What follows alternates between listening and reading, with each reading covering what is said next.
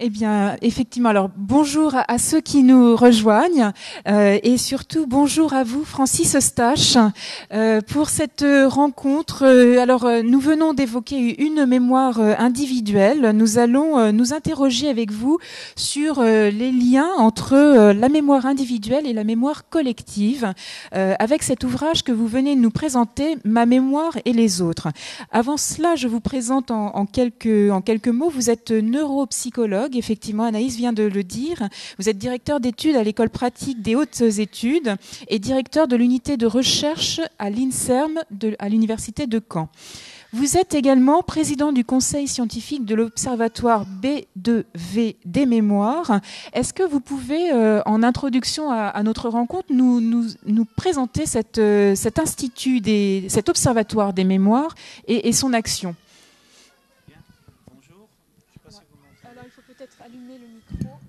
Bonjour, c'est mieux comme ça. Ravi d'être avec vous. Je suis en voisin puisque je travaille à Caen, donc en Normandie. Je suis toujours très heureux de venir en Bretagne. Et donc je vais vous parler, nous allons échanger sur ce livre, Ma mémoire et les autres. J'expliciterai le titre ensuite. Et c'est un livre qui est fait dans le cadre d'une série d'ouvrages. C'est le 4e de la série. Et c'est un livre collectif. C'est-à-dire qu'il y a plusieurs auteurs. Il y a 7 auteurs qui, tous les ans, produisent un livre sur un sujet important. Donc on vient d'en voir défiler 3, là, mémoire et oubli. Donc comment la mémoire fonctionne ? Elle fonctionne en fait en étroite interaction avec l'oubli. On ne va pas tout conserver dans notre mémoire. Mémoire et émotion, c'est le poids des émotions dans la mémoire. D'ailleurs, je pense qu'on y reviendra dans nos discussions. Les émotions qui sont souvent bénéfiques, mais qui peuvent aussi perturber le fonctionnement de la mémoire. Puis il y en a un qui n'est pas là, qui est les troubles de mémoire. C'est un livre qui met plus la focale sur les maladies de la mémoire. Alors, ce sont des livres qui sont faits dans le cadre de l'Observatoire B2V des mémoires. Alors, l'Observatoire B2V des mémoires, il a été créé, on va fêter les 5 ans. Et j'avais été sollicité pour mettre en place cet observatoire. Donc, je suis président de son conseil scientifique. Et l'idée, en fait, derrière, c'est un groupe de protection sociale non-profit qui a été créé comme beaucoup de groupes de protection sociale après la Deuxième Guerre mondiale, et qui réinvestit donc ses bénéfices en action sociale.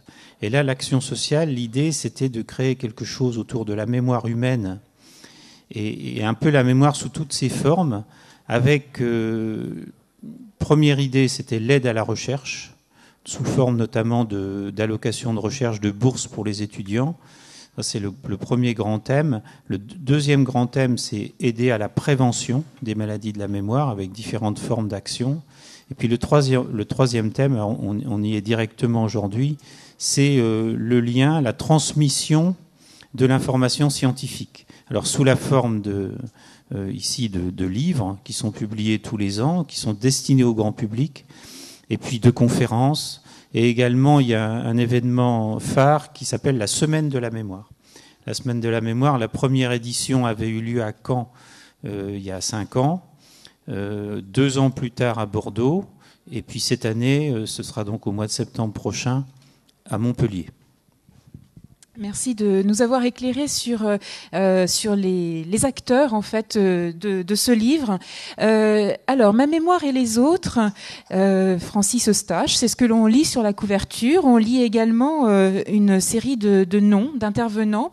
Et j'aimerais déjà que vous nous disiez en quoi cette simple couverture est porteuse de 2 innovations.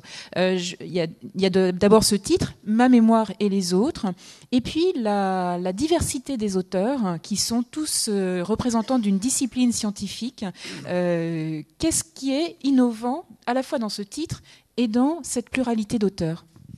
Alors, le titre et les auteurs. Le titre, je ne suis pas responsable du titre, donc je peux le qualifier d'autant plus. Je trouve que c'est un joli titre qui nous vient de l'éditeur. Souvent, les éditeurs sont très doués pour trouver des titres parce qu'ils ils ressentent bien le lectorat. Alors ma mémoire, ça insiste sur le côté un peu intime de la mémoire. C'est ma mémoire, c'est pas la vôtre. Vous voyez, c'est ma mémoire. C'est quelque chose que je protège, qui est très important pour moi. Et les autres, alors, il y a la cassure en quelque sorte, les autres, la mémoire des autres. Et en fait, ce livre, c'est de montrer que la mémoire, ma mémoire et les autres, c'est en fait indissociable. C'est indissociable. Ma mémoire, c'est aussi celle des autres. Et c'est en cela qu'il y a une rupture. Alors, je vais la décliner pendant notre discussion. Je vais plus détailler en quoi ça consiste. Mais très schématiquement, moi, je suis plus un spécialiste de la mémoire individuelle, parce que je travaille sur les maladies de la mémoire. Donc, quand on a affaire à un patient qui a des troubles de mémoire, c'est la mémoire d'une personne. Donc, je suis neuropsychologue de formation, je suis psychologue au départ, puis je fais des neurosciences.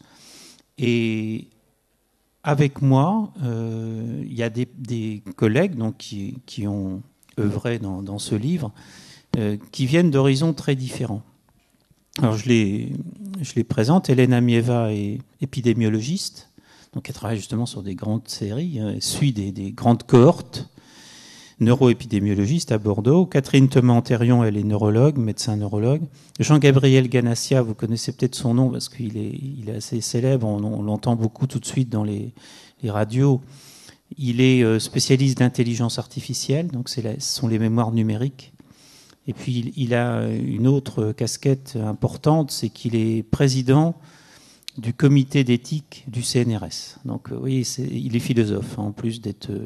il est professeur à Paris 6, qui ne s'appelle plus comme ça, mais à l'université Pierre et Marie Curie, qui a pris un autre nom récemment, mais peu importe. Donc vous voyez, il est directeur d'un grand laboratoire d'intelligence artificielle et en même temps, il fait de l'éthique. Robert Jaffard, c'est un neurobiologiste éminent. Et Denis Péchanski, c'est un historien avec qui je travaille beaucoup. J'en parlerai un petit peu plus de lui. Je parlerai un petit peu plus de lui parce que on travaille ensemble depuis 10 ans et en fait, notre travail commun résume bien ma mémoire et les autres. C'est-à-dire qu'à un moment donné, on se dit, il y a la mémoire individuelle. Moi, je suis spécialiste de la mémoire individuelle. Lui, il travaille sur le grand récit qui se construit, donc la mémoire collective. Au départ, c'est un spécialiste de la Deuxième Guerre mondiale et on s'est rencontrés à Caen parce qu'il est président du conseil scientifique du musée mémorial de Caen. Peut-être que vous connaissez ce musée mémorial qui est le grand musée de la Deuxième Guerre mondiale, mais avec l'avant et après Deuxième Guerre mondiale. Donc on s'est rencontrés dans ce cadre et on a mis en place tout un dispositif scientifique qu'on appelle dans notre jargon un équipex, un équipement d'excellence qui s'appelle Matrice. Et si vous allez voir sur Internet, vous trouverez des informations en allant voir Matrice. Qu'est-ce que c'est que Matrice ? Matrice, c'est un dispositif qui permet justement de comprendre les liens entre mémoire individuelle et mémoire collective. Puis je n'oublie pas le dernier auteur du livre, qui est Bernard Stiegler, qui est un philosophe qui est assez connu, qui prend des positions, je trouve, très intéressantes.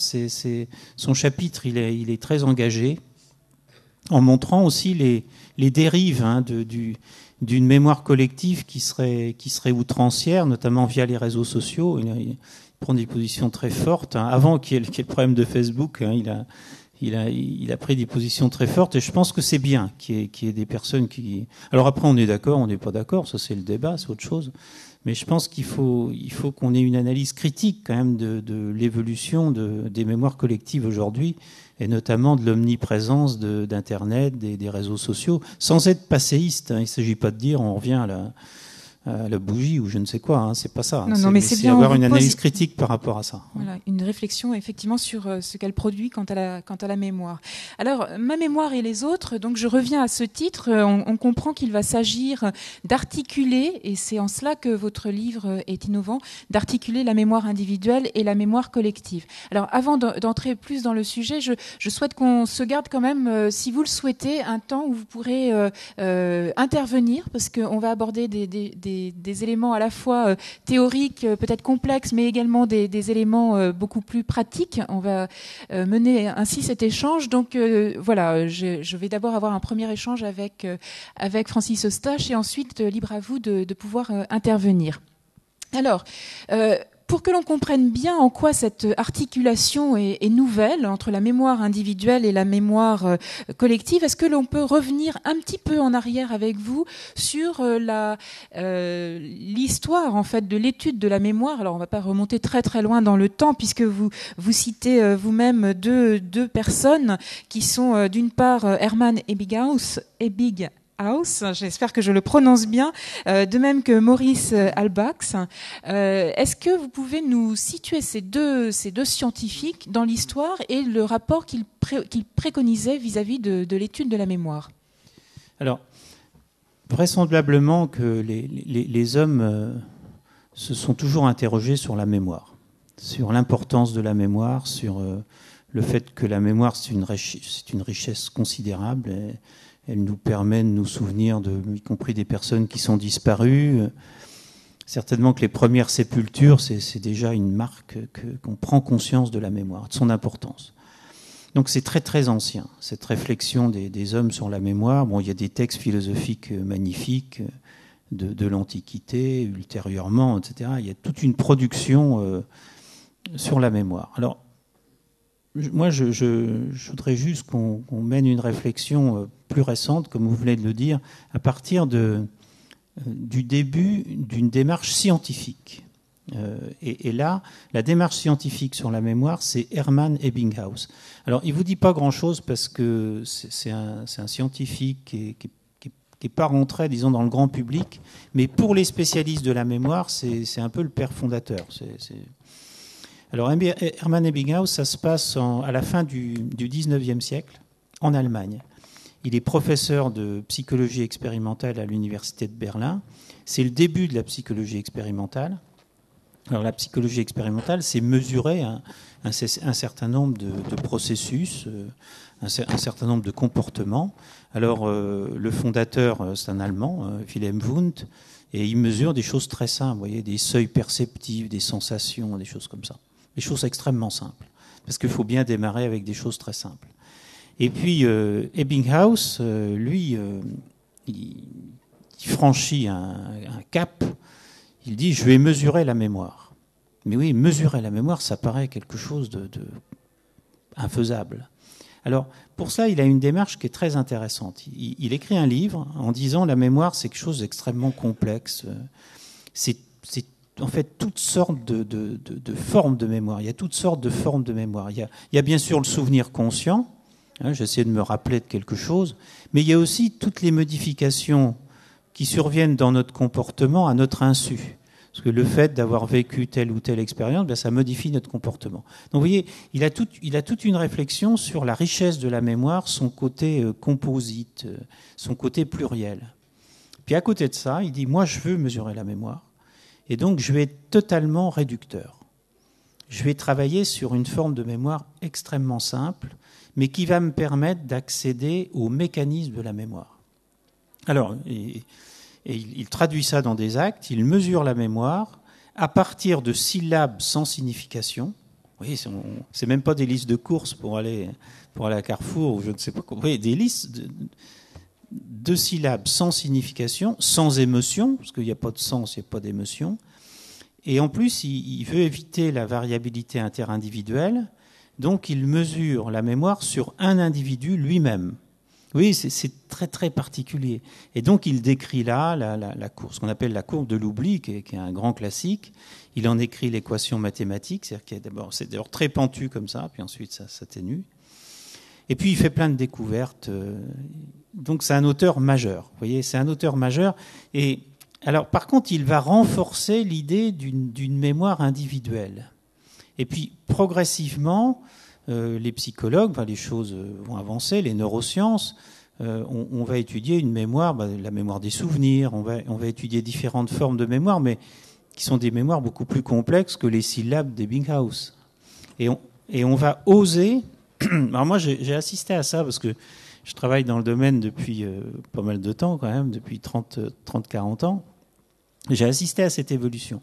Je ne vais pas dire que quand j'ai commencé, c'était encore la méthode d'Ebbinghaus, mais c'était encore très, très réductionniste. Et puis, progressivement, on s'est intéressé, parce que c'était indispensable, notamment pour comprendre certaines maladies de la mémoire, on s'est intéressé à la mémoire autobiographique. Alors, autobiographique, vous voyez, on se dit c'est la mémoire d'un individu, c'est beaucoup plus riche que les syllabes d'Ebbinghaus. Alors oui, et puis de plus en plus, on s'est intéressé à des aspects très subjectifs. C'est-à-dire que quand on rappelle un souvenir, on peut le rappeler d'une façon très générale, et puis on peut le rappeler au contraire d'une façon extrêmement précise, avec quand ça s'est passé, où ça s'est passé, les gens qui étaient là, des détails, l'impression de revivre l'événement. Parce que la mémoire qu'on appelle notre mémoire épisodique, c'est bien qu'on a l'impression de revivre l'événement, ce qui est extraordinaire. C'est-à-dire que, qu'est-ce que vous avez fait hier soir ? Hier soir à 8h30, qu'est-ce que vous faisiez ? Vous prenez votre machine à remonter le temps. Enfin, c'est pas loin samedi. Hein. J'aurais pu vous poser une question plus difficile. Mais vous voyez, vous retrouvez la scène, ce qui est extraordinaire. Et demain, qu'est-ce que vous ferez ? Bon, demain sera lundi, alors vous allez grimacer un peu parce que c'est lundi. Mais vous pouvez vous projeter dans demain. Et en fait, la mémoire, c'est ça. La mémoire, c'est ce voyage dans le temps. Alors, moi, je suis... c'est mon domaine. Hein. C'est mon domaine d'étudier la mémoire individuelle, d'étudier cette mémoire autobiographique et comment elle se modifie dans différentes situations. Alors, par exemple, chez l'enfant qui grandit, chez la personne âgée, comment tout ça se modifie, et puis comment ça se modifie aussi dans des maladies de la mémoire. Et alors, il y a donc l'autre auteur que vous avez cité, qui s'appelle Maurice Halbach, qui est un Français. Donc c'est un tout petit peu plus récent. Halbach, il est né, je crois, en 1877 et il est mort en déportation à Buchenwald en 1945. Et en 1925, vous voyez, c'est quand même très ancien, il écrit un livre assez extraordinaire que vous trouvez facilement. Hein. C'est un livre, vous le trouvez soit chez les libraires, soit vous le trouvez aussi en fac-similé sur Internet. 2 clics, vous avez ce livre, 1925, qui s'appelle « Les cadres sociaux de la mémoire ». Alors déjà, le titre, moi, c'est un titre que je trouve fascinant parce qu'il est d'une puissance, vous voyez, les cadres sociaux de la mémoire, et il est accompagné par cette phrase « Tout acte de mémoire est un acte social ». Vous voyez, ça tranche complètement avec ce que je vous ai dit jusqu'à présent, c'est complètement différent. C'est lui qui fait ce saut entre la mémoire purement, strictement individuelle et une mémoire plus ouverte sur le collectif. Alors, il a un pédigré assez extraordinaire, Maurice Halbach. C'est pour ça que c'est tragique de le voir disparaître comme ça, dans des conditions terribles. Il est à la fois philosophe, et il a fait sa thèse avec Henri Bergson. Vous voyez, donc, comme petite introduction à la mémoire, hein, je vous rappelle Matière et mémoire, le livre de Bergson, c'est certainement le plus beau livre sur la mémoire. Enfin, moi, c'est un livre qui m'a bouleversé, moi. C'est un livre magnifique. Donc, il fait sa thèse avec Bergson, sa thèse de philo avec Bergson, et puis ensuite, il fait une thèse de sociologie avec Émile Durkheim. Oui, donc, un beau patronage d'un côté comme de l'autre. C'est pas mal. Et donc il écrit. Bon, il fait beaucoup de choses. Hein. Je ne vais pas vous parler de tout ce que fait Halbach. On va en rester à ce qui nous intéresse sur la mémoire, aujourd'hui. les cadres sociaux de la mémoire, c'est, vous voyez, ce titre. Tout acte de mémoire, c'est un acte social. Donc, il met la mémoire en contexte. Il écrit dans ce livre un chapitre sur la mémoire autobiographique. La mémoire autobiographique. Mais alors, c'est pas la même mémoire autobiographique que celle des psychologues. Et il y a une phrase un peu qui est un peu lancinante, qui revient dans son œuvre, où il dit « Je ne suis jamais seul ». Alors, comment est-ce qu'il faut l'entendre, cette voilà. phrase ? Alors, c'est une phrase comme ça, un peu énigmatique. Et en fait, c'est très, très fort. Ça veut dire que quand on enregistre l'information, ce qu'on fait tout de suite, hein, vous m'écoutez, je vais vous écouter après, quand j'écouterai vos questions, j'essaierai d'y répondre.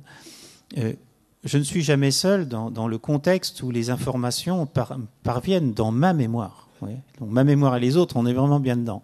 C'est-à-dire que quand j'encode l'information, quand j'enregistre avec les autres. Bon, ils sont plus ou moins nombreux, tout ça, mais ils sont présents ou ils sont absents, mais ils sont quand même là, même s'ils sont absents.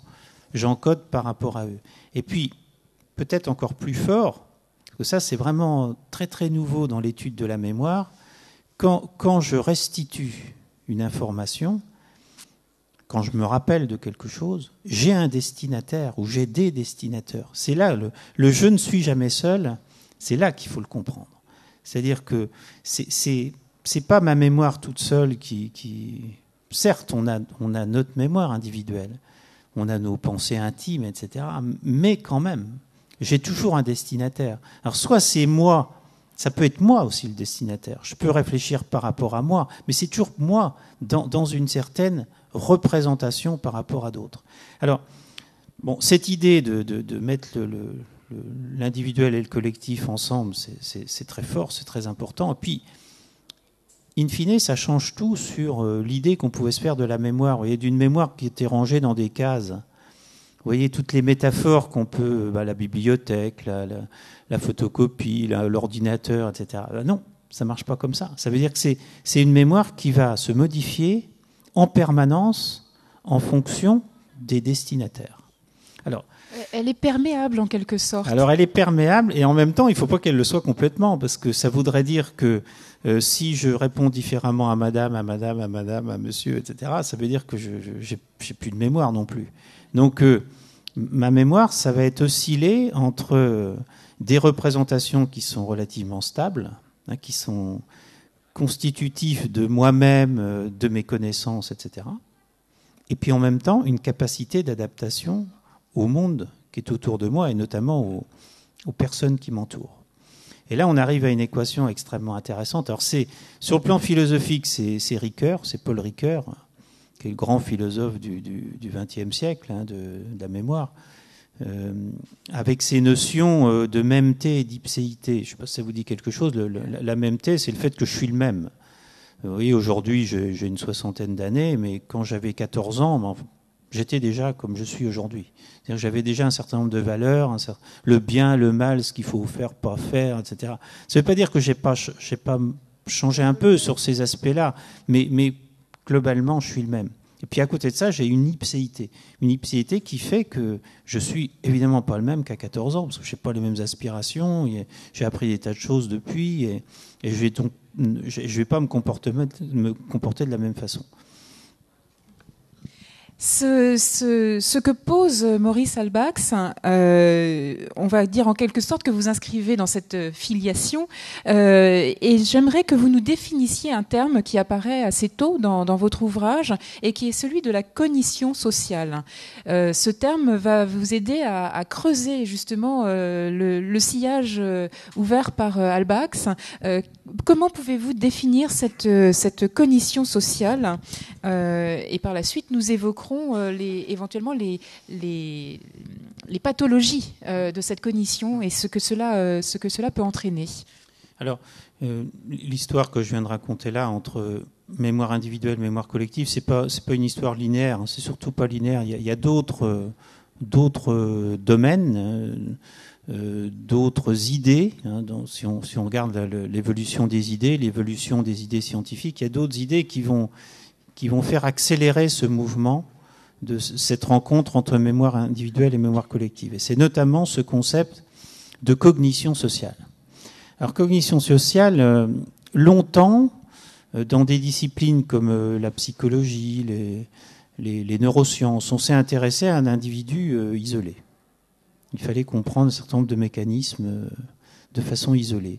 Et puis, il y a eu un changement très important qui a eu lieu, mais assez récemment, dans les années 1980, 70-80. Et les premières idées, elles nous viennent de la primatologie. C'est notamment Premack, un auteur qui s'appelle Premack, qui va étudier des chimpanzés et qui va étudier les relations sociales de ces chimpanzés. Et puis ensuite, c'est un domaine qui s'est beaucoup développé donc chez l'homme. C'est tout le domaine de la psychologie sociale qui va s'intéresser à ces interactions entre les individus. Et puis progressivement, les neurosciences cliniques vont aussi s'intéresser à ce domaine-là, notamment d'abord dans le domaine de l'autisme, parce que l'autisme est dominé par des modifications des relations sociales entre l'enfant autiste, quand il est petit, et puis son entourage. Et puis progressivement dans différentes maladies neuropsychiatriques, y compris dans la maladie d'Alzheimer, les maladies dégénératives. Donc la cognition sociale, vous voyez, en quelque sorte, c'est c'est pas une découverte, on a plutôt envie de dire que c'est une redécouverte, que l'humain, hein, si on s'attarde plus sur l'humain, c'est un être social. C'est un être fondamentalement social. Et qu'il faut intégrer cette dimension-là à l'étude de toutes sortes de comportements et de fonctions cognitives. Si on n'intègre pas cette dimension-là, on passe un peu à côté de l'essentiel. Donc, c'est quelque chose qui s'est beaucoup développé depuis le début des années 2000. C'est quelque chose, et c'est maintenant une branche très importante des neurosciences. On parle de neurosciences sociales. L'imagerie cérébrale a aussi beaucoup contribué à ça, à montrer les régions du cerveau qui sont impliquées dans cette relation à l'autre. Alors qu'il y a un domaine très complexe, hein, ça va depuis le décodage d'un certain nombre de signaux sur les visages des personnes, les postures des personnes, et puis ça va aussi à comment on réagit à ces postures. Par exemple, c'est ce que je suis en train de faire tout de suite, hein, je vous regarde et je m'adapte. Et puis, c'est ensuite toute une spirale d'interaction qui est évidemment extrêmement complexe, selon la taille des groupes, la nature des groupes, etc. Alors justement, vous parliez de la reconnaissance et j'aimerais que l'on en vienne à une des spécialités, parce que je l'ai dit, donc la simple couverture de votre livre porte deux innovations, donc le lien entre mémoire individuelle et mémoire collective traduit par ce titre, Ma mémoire et les autres. J'ai dit aussi, j'ai rappelé qu'il y avait une pluralité d'intervenants, d'auteurs issus de disciplines différentes. Donc vous-même, vous êtes neuropsychologue. Si l'on fait intervenir Catherine Thomas-Antérion, qui est neurologue, c'est aussi pour s'interroger sur les troubles, ce qu'on appelle les troubles de l'identification, et qui là vont commencer à nous ouvrir justement à la fois à l'autre, à sa propre mémoire, avec tous ces troubles que qui sont décrits dans le livre par votre consoeur Catherine Thomas-Antérion. Donc, tout d'abord, pouvez-vous par exemple, nous éclairer sur ce qu'est la prosopagnosie? Je crois que j'ai à peu près réussi à le prononcer. C'est un grand mot pour un symptôme en fait qui est un peu troublant, mais en fait qui est extrêmement simple. C'est quelqu'un qui ne reconnaît plus les visages. Et alors, on est tous un peu comme ça parce qu'on hors contexte, quelqu'un qui vient nous voir. Par exemple, là, je suis à Rennes. Si quelqu'un vient me voir, quelqu'un que j'ai pas vu depuis longtemps, bon, il faut un peu d'aide, mais c'est pas ça. La prosopagnosie, c'est quelqu'un qui a donc un trouble de la cognition sociale, mais dans ses aspects les plus élémentaires. Et c'est quelqu'un qui ne reconnaît plus les visages familiers, mais y compris l'homme qui ne va pas reconnaître sa femme. Vous voyez, sont vraiment quelqu'un d'extrêmement familier, et qui, si sa femme réagit en disant « mais si, la personne va croire qu'il y a en quelque sorte un complot derrière tout ça. » Donc, vous voyez, ça va très loin. Hein. Ces troubles de cognition sociale, c'est simplement... Alors ça a été un peu ma démarche pendant toute ma carrière, c'est de se dire que ce que l'on voit dans la pathologie, si on est très sensible à ce que l'on voit, si on est très attentif, eh bien en fait, ça nous permet de comprendre peut-être mieux que dans toute autre situation, ça nous permet de comprendre le fonctionnement dit normal. Parce que reconnaître les gens, bon, de temps en temps, on a un petit bug, mais généralement, ça se passe plutôt bien. Votre voisine, vous reconnaissez votre voisine, vous reconnaissez vos enfants, vos petits-enfants, voyez, ça paraît évident. À la télé, vous reconnaissez le présentateur du 20h, ou s'il n'est pas là, tout d'un coup, vous dites, tiens, il n'est pas là. Vous voyez, ça paraît évident. C'est pas si évident que ça. C'est quand même tout ça des processus extrêmement complexes. Et donc le fait de voir des patients qui ont ce trouble, ça vous permet de construire toute la chaîne très très élaborée qui va de cette reconnaissance des visages. Donc la non-reconnaissance des visages, c'est la proso c'est le visage. Puis agnosie, c'est la non-reconnaissance du visage. Alors ça, c'est un chaînon relativement élémentaire. Puis après, il y a des chaînons beaucoup plus complexes que ça. Ce que je suis en train de faire avec vous, je ne reconnais pas vos visages, parce que je ne vous connaissais pas, donc je ne reconnais pas vos visages. Par contre, je vous regarde en parlant, et c'est ce que je fais aussi quand je fais un cours, je m'adapte à vous.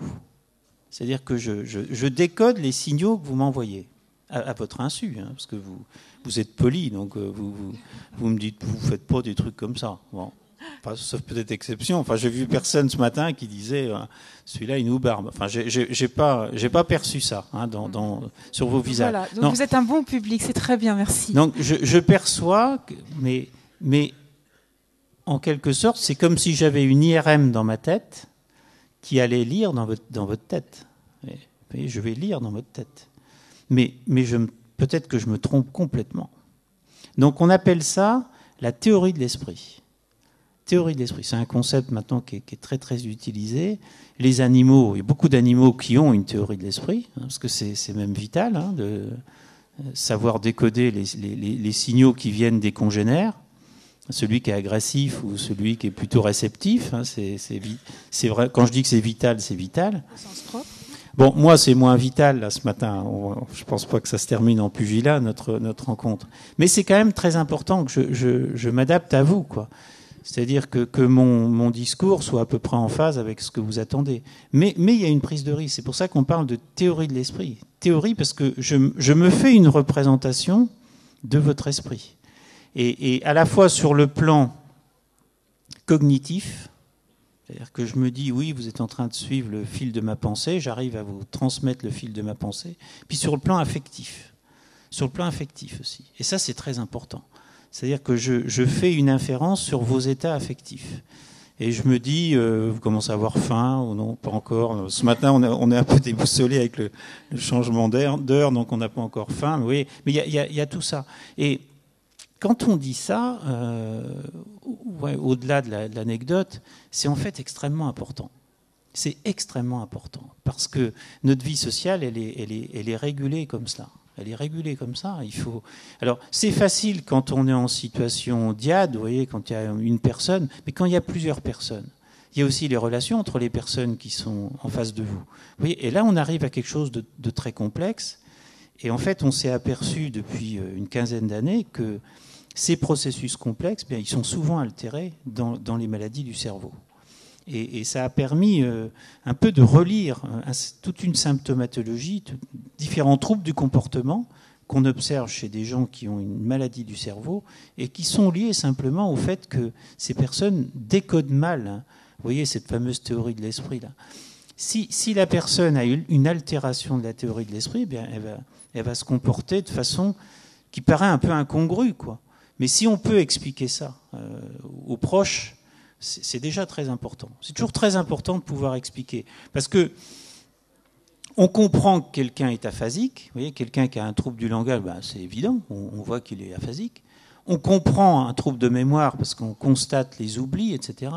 Mais comprendre un trouble de la théorie de l'esprit ou de la cognition sociale, déjà c'est des mots un peu savants, c'est pas du tout évident. Et ça a un peu révolutionné la compréhension d'un certain nombre de situations cliniques et puis ensuite de prise en charge des patients. D'accord.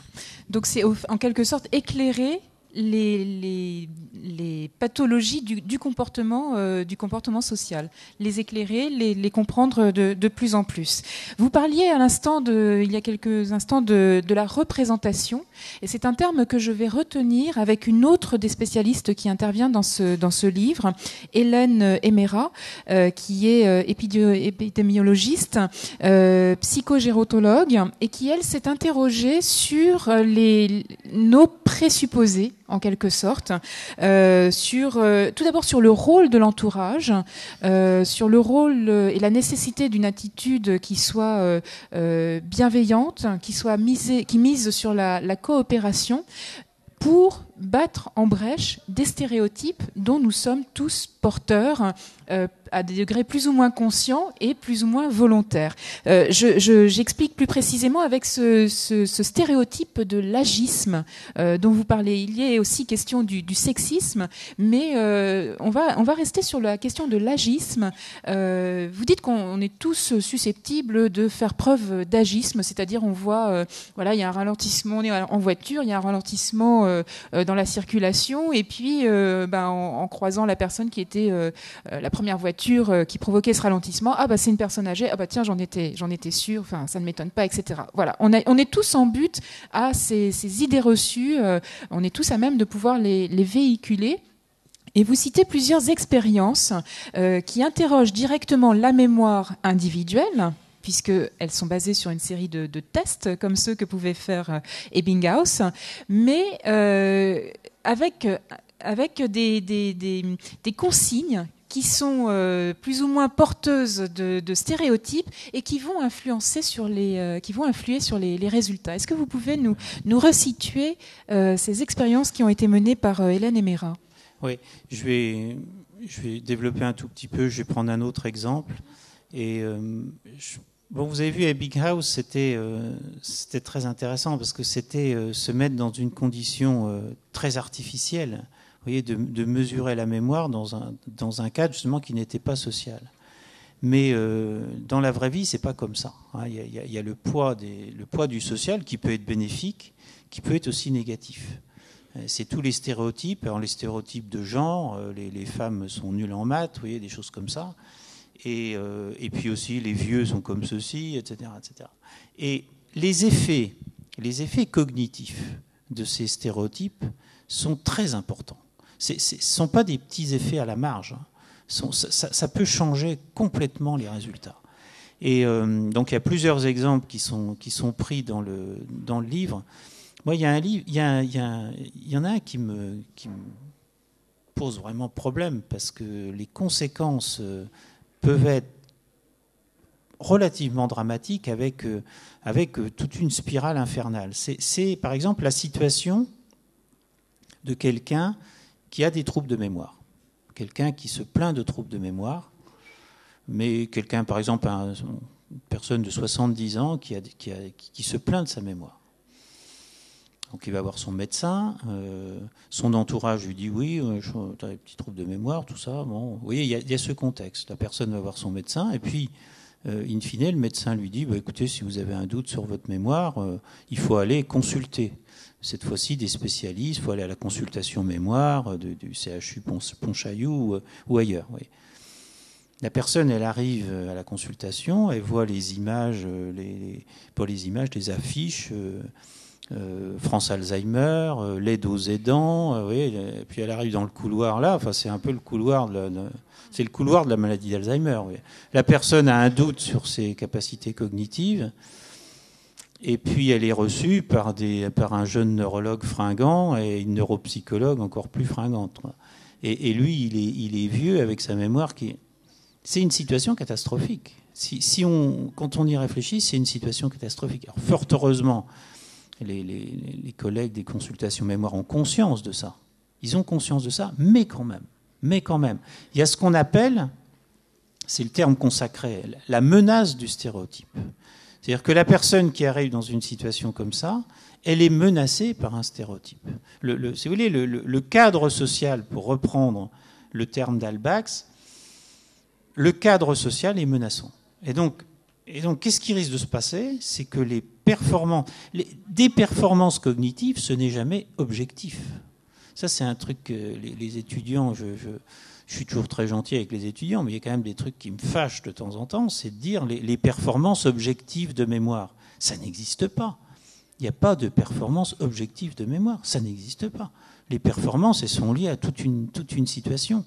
Et là, la personne qui arrive comme ça aux consultations de mémoire, la personne est dans une situation extrêmement défavorable.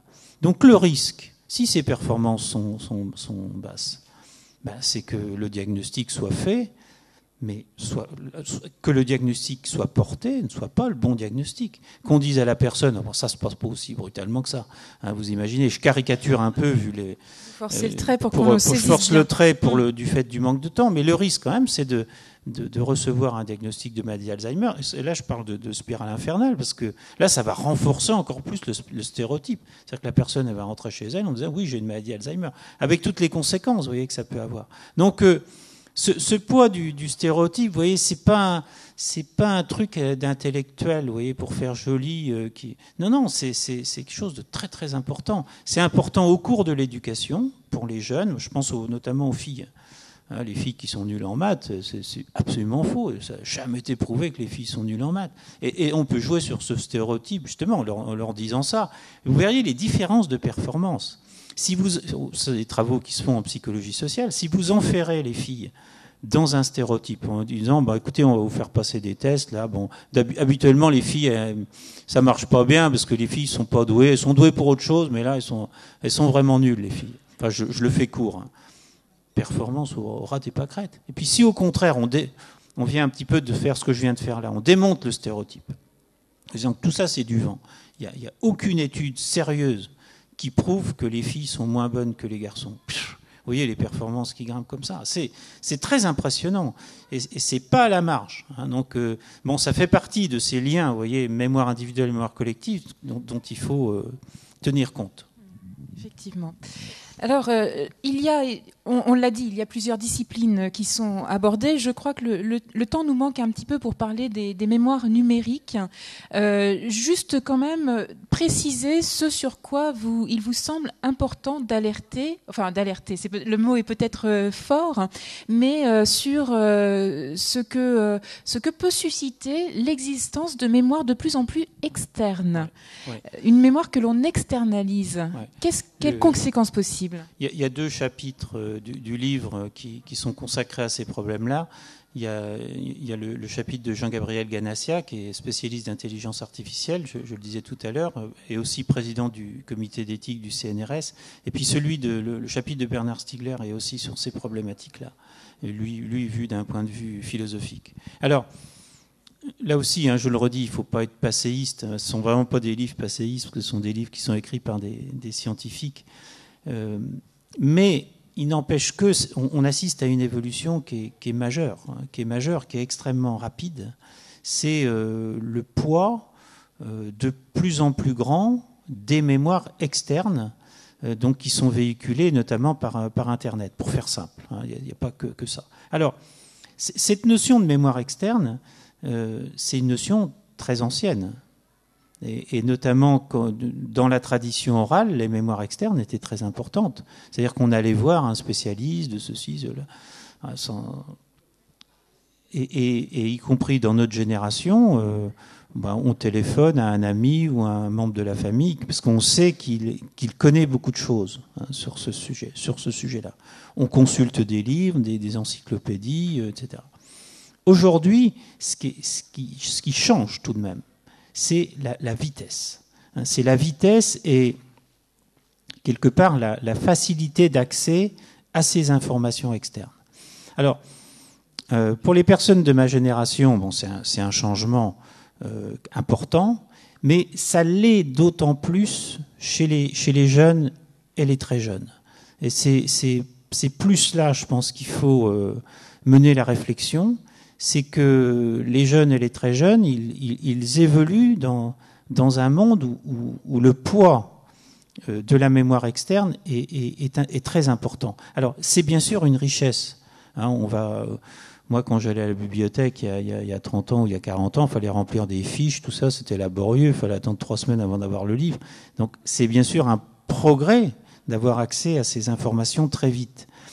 En même temps, le risque, et on pourra en débattre, c'est que nos mémoires soient de plus en plus externalisées. Et là, je reviens à ma mémoire. Ma mémoire, il faut tout de même que ce soit ma mémoire. Je ne peux pas simplement raisonner en disant oui, telle information, elle est là, il faut que je fasse tant de clics, ou que je fasse sur tel site, etc. La mémoire, c'est une synthèse, quelque part. C'est mettre ensemble et en fait, ma mémoire, elle est très liée à mes capacités de discernement, à mon libre arbitre, etc. Et donc, bien sûr, c'est bien d'avoir des informations dehors, de pouvoir approfondir dehors, mais il faut tout de même que j'ai un espace de travail dans mon esprit qui me permette de faire la synthèse. Donc, c'est un point de discussion et d'éducation qui me paraît très important. Et enfin, j'en viens à ce projet que vous menez, Francis Eustache, avec Denis Péchanski. Ce projet qui va s'inscrire dans la longueur, dans la longue durée. C'est le projet 13 novembre qui est né, eh bien, comme son nom l'indique, à la suite des attentats du 13 novembre 2015 à Paris. En quoi ce projet dont vous allez nous donner la vision longue. En quoi ce projet comment s'articule-t-il? Quel est son objectif et sur quelle temporalité allez-vous le mener? Alors, 13 novembre ou Mémoire 13 novembre, donc c'est exposé à la fin du livre, donc par Denis Péchanski, qui est historien, je le rappelle, et moi-même. Je vous explique un petit peu le contexte de ce programme, comment il s'est mis en place. Je travaillais déjà avec Denis Péchanski depuis 10 ans. Donc ça, je pense que c'est très important. Nous avons travaillé ensemble sur la Deuxième Guerre mondiale, la construction de la mémoire de la Deuxième Guerre mondiale, aujourd'hui. Et puis, nous avons travaillé ensuite sur le 11 septembre américain, avec des collègues américains, et nous avons travaillé sur la mise en place progressive de cette mémoire du 11 septembre. Et puis, il y a eu les attentats d'abord janvier 2015. Vous vous souvenez, Charlie, on en a reparlé il n'y a pas très longtemps, Charlie Hebdo, Hypercacher, Montrouge. Et à ce moment-là, on s'est dit, il faut qu'on comprenne comment ça va se construire. C'est-à-dire qu'à partir de ces événements majeurs, bon, vous vous souvenez, la marche des chefs d'État, etc., à Paris. Comment la mémoire de tout cela va se mettre en place? La mémoire à la fois collective et la mémoire des individus, notamment des individus qui sont les plus proches de ces événements, c'est-à-dire les blessés psychiques. Comment tout ça va se construire? Janvier, donc on a commencé à échanger avec différents collègues en France et de par le monde, et puis on n'a pas bougé concrètement parce que c'est compliqué. Et puis il y a eu 13 novembre. Alors 13 novembre, on avait avancé beaucoup dans notre cheminement. Bon, moi-même, j'avais eu des échanges avec mon directeur général, le PDG de l'INSERM, parce que je dirige l'unité de l'INSERM sur la mémoire. Et puis on avait cheminé. Et puis, 13 novembre, donc je ne rappelle pas les événements du 13 novembre, quelques jours après, c'est Alain Fuchs, le PDG du CNRS, qui écrit à la communauté scientifique une lettre d'à peu près 1 page et demie en disant voilà ce qui vient de se passer, les chercheurs doivent répondre. Donc il propose un cadre pour répondre, une sorte d'appel d'offres, vous voyez, comme appel à projet. Et en fait, avec Denis Péchanski, on lui répond directement. On lui envoie un mail directement. Et on lui dit, voilà ce qu'on fait dans le cadre de Matrice, de l'équipe ex-Matrice, les liens mémoire individuelle, mémoire collective à partir de la Deuxième Guerre mondiale, ce qu'on a fait avec William Hearst aux États-Unis sur le 11 septembre, voilà ce qu'on pourrait faire. Et juste dans un mail d'1 page. Et puis là, il nous répond tout de suite. Il nous dit, venez me voir le 5 janvier 2016, mais juste après. Venez m'expliquer ça. Et donc, on arrive le 5 janvier avec un document comme ça, avec des tas de lettres de recommandation du monde entier, et en disant, voilà, ce qu'on veut, c'est mettre en place de façon conjointe 6 études. Des études qui vont porter sur les blessés psychiques. Donc, il se fait que ces personnes sont examinées dans mon laboratoire à Caen, elles viennent de Paris à Caen. Et donc, on essaie de comprendre le trouble de stress post-traumatique. C'est-à-dire que les personnes qui sont plus proches d'un événement traumatique, elles développent un certain nombre de symptômes. Je mets un peu la focale sur cette étude-là. Donc, elles développent un certain nombre de symptômes. Et donc, on va suivre ces personnes-là pendant plusieurs années. Et à côté de ça, on met en place d'autres études qui permettent de comprendre la construction, cette fois-ci, de la mémoire collective.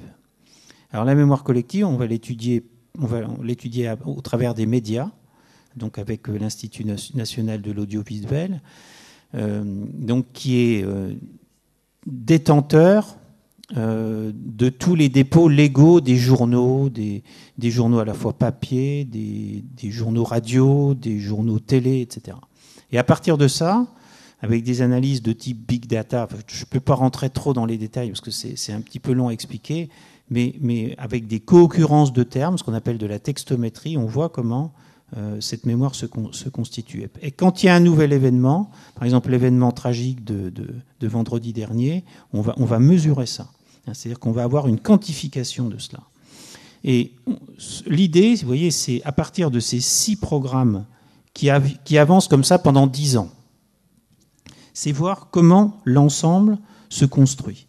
Et surtout, et je terminerai par ça parce que c'est vraiment ce qu'il faut comprendre, c'est est-ce que les mémoires individuelles, notamment on pense bien sûr d'abord aux blessés psychiques, est-ce que ces mémoires individuelles sont en cohérence, sont en synergie avec les mémoires collectives?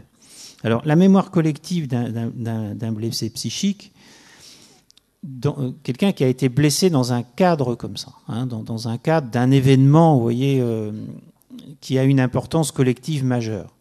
Donc son environnement, c'est bien sûr, comme tout à chacun, sa famille, ses proches, son environnement professionnel, son cercle d'amis, etc. Mais c'est aussi le pays tout entier. Et comment le pays tout entier est capable d'interagir avec cet individu singulier. Et là, on est vraiment dans une démarche qui est très très importante. Ça n'a jamais été fait de par le monde. C'est-à-dire que, bien sûr, on sait que un trouble de stress post-traumatique, c'est une pathologie très particulière, parce que c'est quelqu'un qui va bien, vous voyez, qui n'a pas de passé particulier. Il y a cet événement, vous voyez, cette personne rencontre un événement tout à fait particulier, qui ne s'inscrit pas en fait dans sa trajectoire de vie, et les symptômes vont démarrer à partir de là et vont persister plus ou moins longtemps. Et en fait, le poids du retour que fait l'extérieur, l'environnement au sens large, sur cette personne va être un déterminant essentiel, soit du maintien de la pathologie, soit de la résilience. Alors, on revient au tout début, aux premières questions que vous me posiez. Vous voyez, Halbach, ça pouvait vous paraître un peu des vieux trucs, quoi. Vous voyez, en fait, c'est essentiel.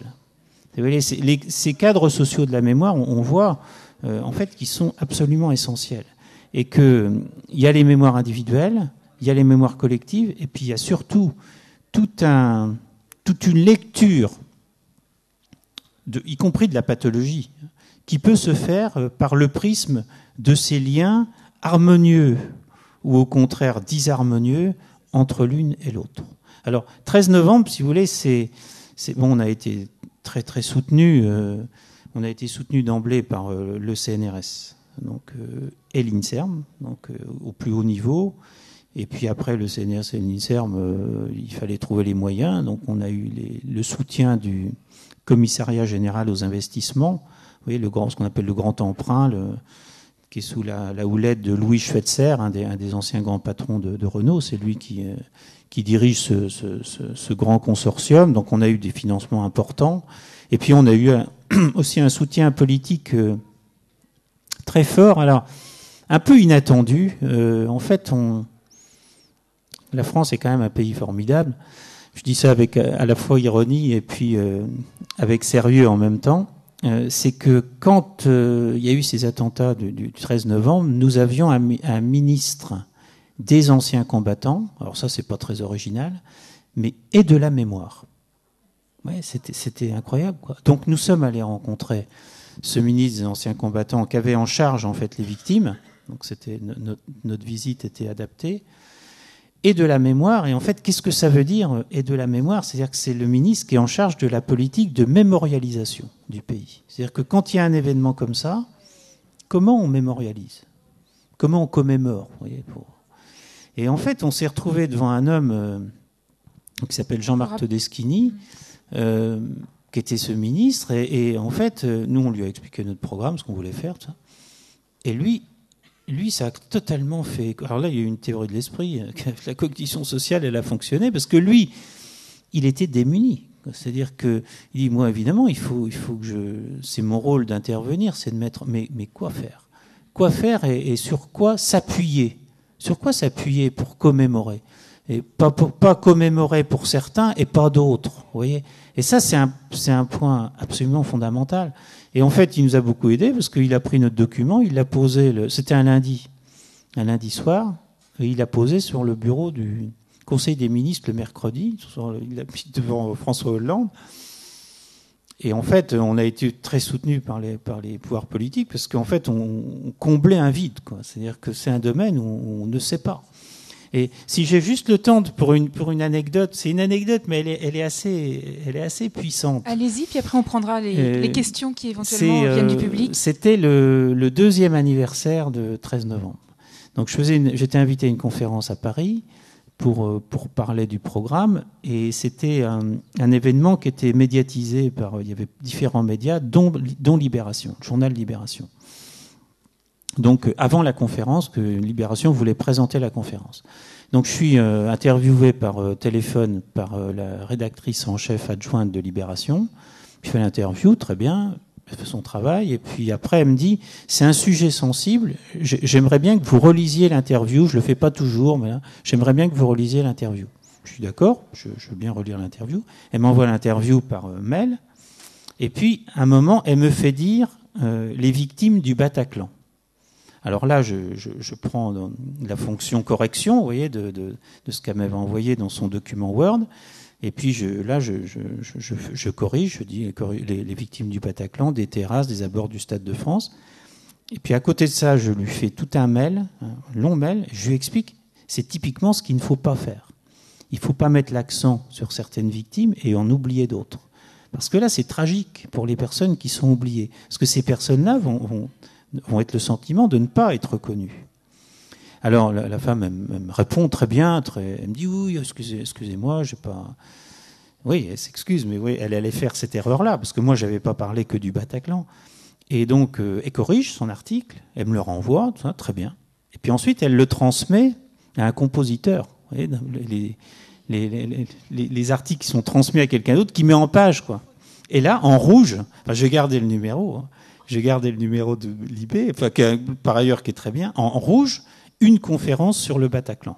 Vous voyez, et c'est ça, la construction de la mémoire collective, c'est ça. Alors vous pouvez essayer d'agir, mais ce qu'on va retenir dans 2 ans, dans 3 ans, dans 4 ans, ça va être essentiellement le Bataclan.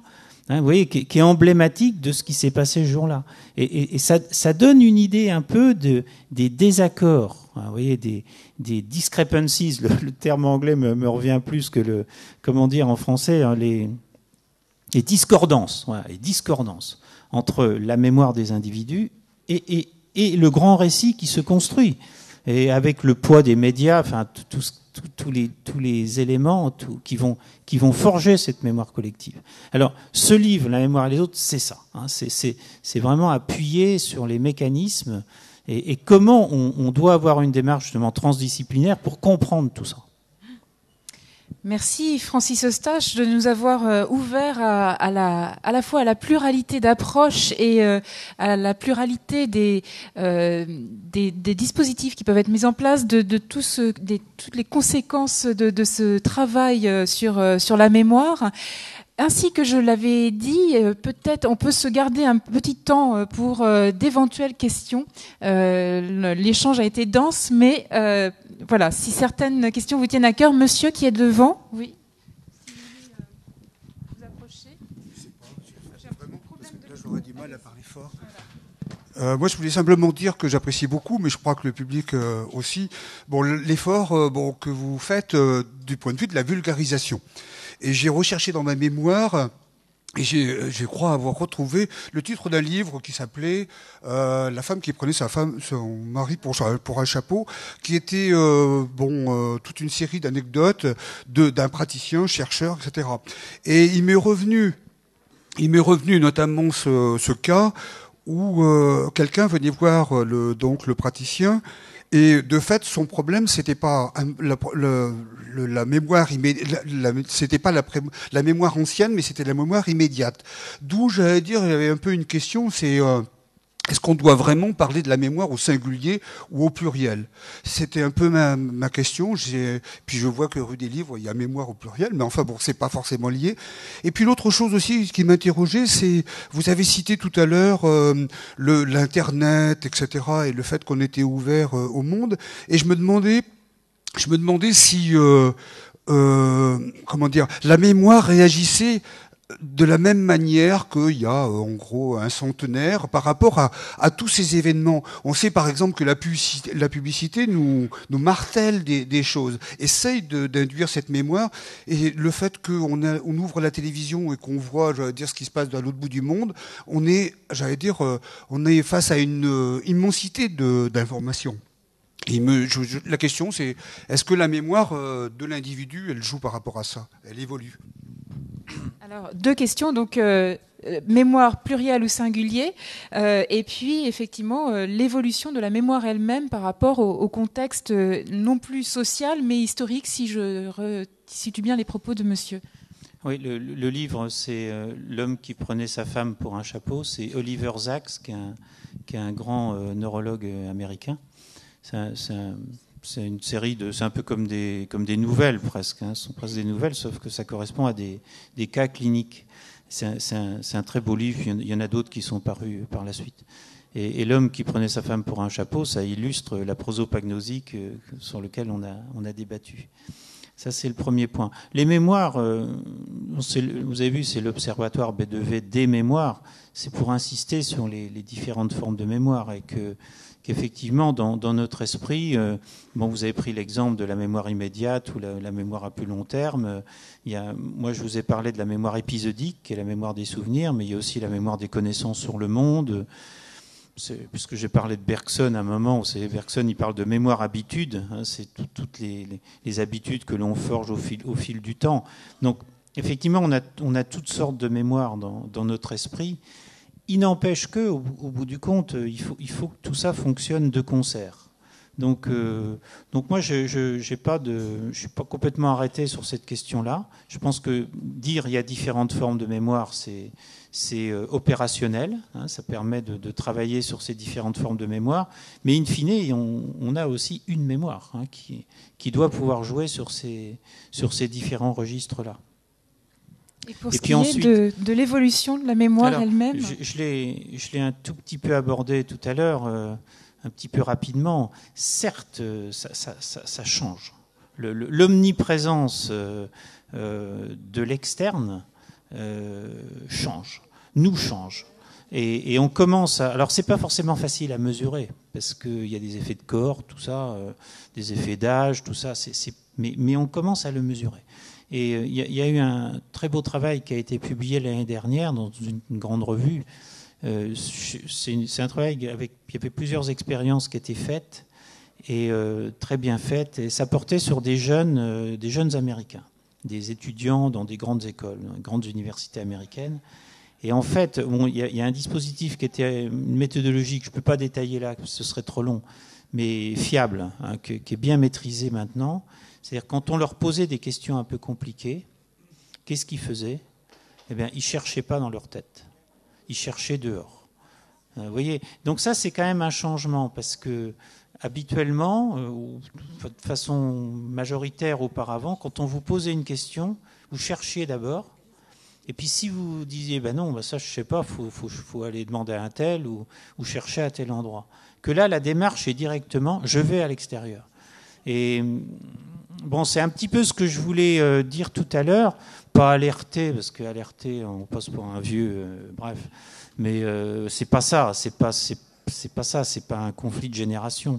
Mais moi j'ai eu des enfants qui sont grands maintenant, j'ai des petits-enfants, c'est quand même une réflexion que j'ai, qu'il faut quand même les éduquer, c'est les éduquer eux. Alors bien sûr, utiliser ces moyens modernes, qui sont fantastiques, mais faire en sorte aussi qu'ils aient des temps à eux, qu'ils aient du temps, qu'ils s'ennuient à la limite, si je vais pousser le trait, pour faire pour se construire, se construire en interne, quoi. Pour s'approprier le savoir, en fait, de façon interne. Madame ? On vous apporte un micro, là, ça va être plus facile. Oui, déjà, je voulais sont intervenus dans ma discipline en fin de carrière, mais de façon très intéressante. Et si vous voulez, parce qu'auparavant, il y avait la psychanalyse qui verrouillait. Et quelle était votre discipline, madame? Je travaille toujours, je suis pédopsychiatre. D'accord, très bien. D'accord. Ce que je voulais dire, j'ai regretté, c'est le lien avec les émotions, si. Et il y a, sans doute, vous connaissez le professeur Philippe Jamet, qui a écrit un bouquin là dernièrement, Ces émotions qui peuvent nous rendre fous. Hein. Et je trouvais que là aussi, comment faire pour représenter ces émotions. Enfin, moi, j'ai beaucoup travaillé le psychodrame et je pensais aussi dans vous savez, la notion de catharsis dans le théâtre grec qui représentait les passions humaines, hein, pour mieux l'en délivrer. Quoi. Voilà. Alors effectivement, c'est le sujet mémoire et émotion, c'est le sujet d'un autre ouvrage que vous pouvez d'ailleurs trouver à la librairie et peut-être en dire un mot, enfin répondre à Madame. Tous les livres de cette série sont à la librairie, hein, donc où je vais me rendre là tout de suite. C'est Itier, hein, c'est ça, la librairie. C'est Le Fayère. Le Fayet. Voilà. Donc tous les livres sont là, mais bon, nous avions pris le parti de présenter le dernier, qui est Ma mémoire et les autres. Celui-là est paru l'an dernier, et donc c'est pour ça qu'on n'en a pas beaucoup parlé, parce que c'est un thème. Le thème que vous évoquez là, il est majeur. La mémoire, c'est aussi même, on parlait tout de suite de la mémoire, les mémoires, mais la mémoire, elle est en relation avec toutes nos autres fonctions mentales et bien entendu les émotions. Les émotions avec leurs aspects positifs. Hein, si on a une émotion,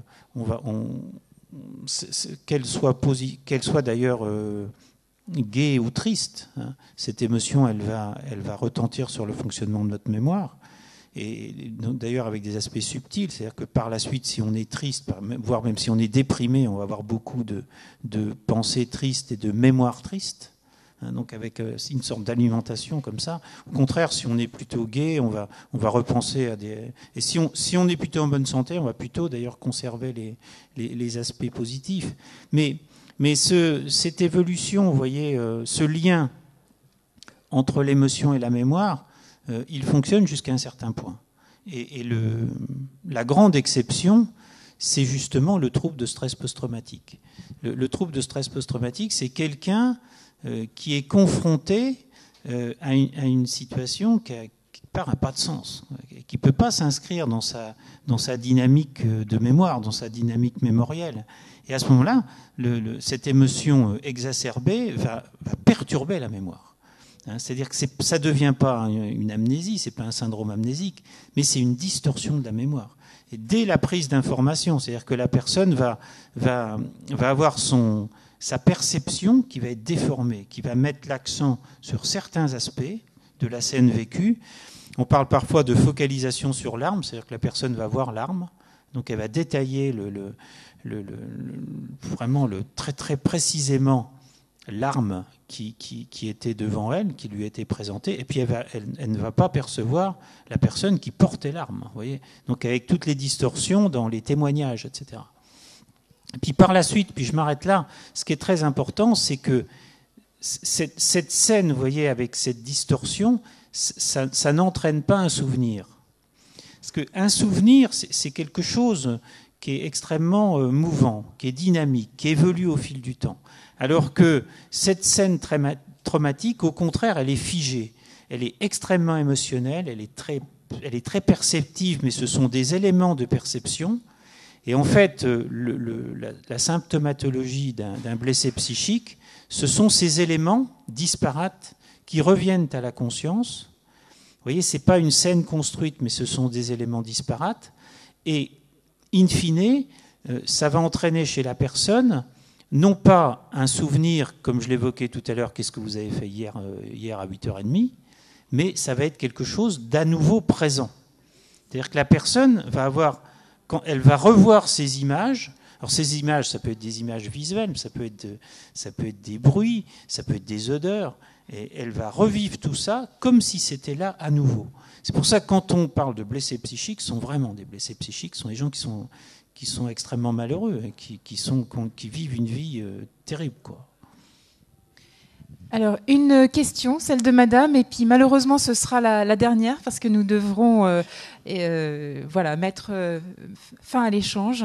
Madame, on vous écoute. Bonjour et merci beaucoup.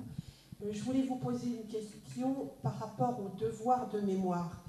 Depuis une trentaine d'années, il y a eu ce que j'ai vécu un peu comme une injonction de devoir de mémoire, et l'attitude du ministre que vous évoquiez tout à l'heure, n'est-il pas le symbole qu'on revient un petit peu sur cette injonction de devoir de mémoire au profit d'un autre travail? Oui. Alors, c'est une question qui demanderait une réponse très longue. En plus, je ne suis pas spécialiste de ça. J'entends ce que vous dites, je ne suis pas spécialiste. Je pense que devoir de mémoire, déjà l'expression, on a un peu la critique derrière. Je pense que ça ne peut pas marcher comme ça. Alors, qui est une réflexion que les pouvoirs publics facilitent, une réflexion sur la mémoire, sur nos origines, sur notre histoire contemporaine, etc. Je pense que c'est très bien. Mais par contre, la notion de devoir de mémoire, on voit ce qu'il y a derrière, et que ça ne peut pas marcher comme ça. Parce que, fort heureusement, nous ne sommes pas des algorithmes. Et ce que l'autre jour on me posait cette question-là, c'est ce problème j'étais dans un colloque à Paris sur la conscience des robots. Et est-ce que les robots ont une conscience, etc. Vous voyez, c'est qu'un vrai problème. Ils n'ont évidemment pas une conscience, mais on veut les faire ressembler quand même à des humains. Et quand je vois des robots arriver dans les maisons de retraite et autres, moi personnellement, ça me fait froid dans le dos. Alors bon, j'ai répondu à une personne qui disait, vous savez, les humains sont des algorithmes. J'ai dit non, on n'est pas des algorithmes parce que dans le sud de la France, cet exemple-là m'est revenu, le camp de Rivesaltes, il y a des préfets qui ont dit non. Ils n'ont pas forcément dit non explicitement, mais enfin, ils ont fait en sorte que les gamins soient planqués à droite à gauche. Et un robot, il fera pas ça. Un robot, effectivement, c'est un algorithme, il va faire il va faire ce pourquoi il est programmé. Nous, on n'est pas programmé pour ça. C'est pas facile de dire non quand on est un militaire ou quand on est un préfet, parce que bon, on doit obéir aux ordres. Enfin, les choses sont pas écrites comme ça. Mais c'est quand même la grande différence. Donc le devoir de mémoire, c'est ça qui me gêne derrière. Donc il y a le début d'une réflexion, je pense, qui est très intéressante. Mais en même temps, alors je pense que depuis les choses ont évolué, depuis cette période du devoir de mémoire. Voilà. Très bien. Merci beaucoup, Francis Eustache. Merci pour d'avoir pris le temps de mettre à jour les nombreuses questions que pose votre livre, dont je rappelle le titre, Ma mémoire et les autres. C'est aux éditions Le Pommier, et on peut effectivement vous retrouver sur le stand de la librairie Le Fayère, après peut-être vous avoir laissé déjeuner, parce que je crois que... Non, vous y allez maintenant, c'est très bien. Merci à vous de votre écoute, et bonne continuation du festival.